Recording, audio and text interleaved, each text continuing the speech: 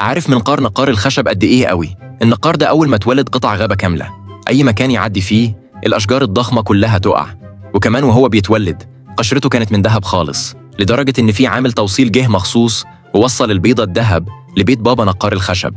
بابا نقار الخشب حط البيضة الذهب تحت نور النار، وشاف الكتكوت وهو بيكسر البيضة بنفسه. علشان يساعده أخد البيضة لمراته وطلب منها تفقسها، لكن مراته بصت لبناتها اللي قاعدين في البيت وادت له علقة وخدت البنات ورجعت بيت أهلها. بابا اضطر يستعمل منقاره هو بنفسه علشان يساعد الكتكوت يخرج. أول ما البيضة اتفتحت الكتكوت نقر منقاره لدرجة ميل المنقار بتاع باباه.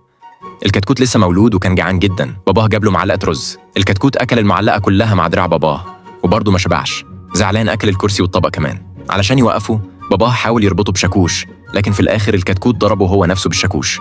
ولما باباه شاف الكتكوت زعلان حس بالذنب، جاب له ببرونة لبن وصبها في بطنه. بس الكتكوت شاف إن الحلمة كبيرة قوي، حطها على بق باباه هو.